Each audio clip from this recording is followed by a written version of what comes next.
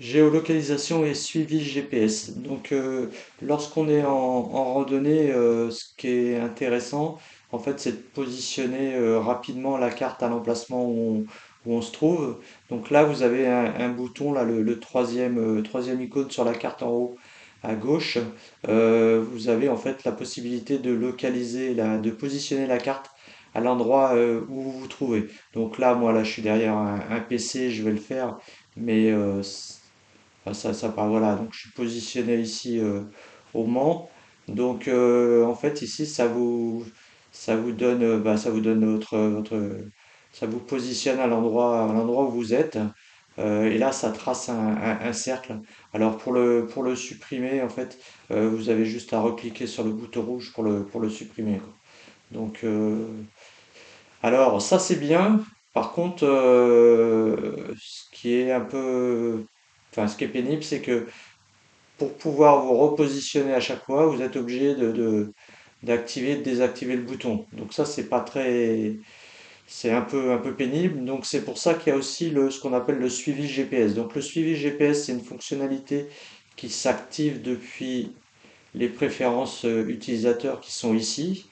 Et ici, en cliquant le bouton suivi GPS, vous rajoutez un nouveau bouton ici sur la carte.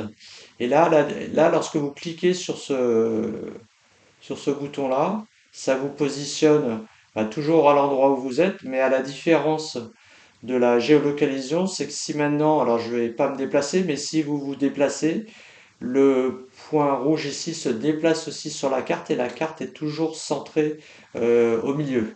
Donc lorsque vous êtes à vélo et puis que vous avez rando camping qui est par exemple allumé pour rejoindre un camping par exemple ou un hébergement, c'est plutôt pratique parce que au moins vous voyez en permanence où est-ce que vous êtes et si en plus vous avez chargé une trace GPX sur votre carte, bah, vous voyez que vous êtes sur la trace GPX et puis surtout vous voyez à quelle distance vous êtes encore de votre hébergement.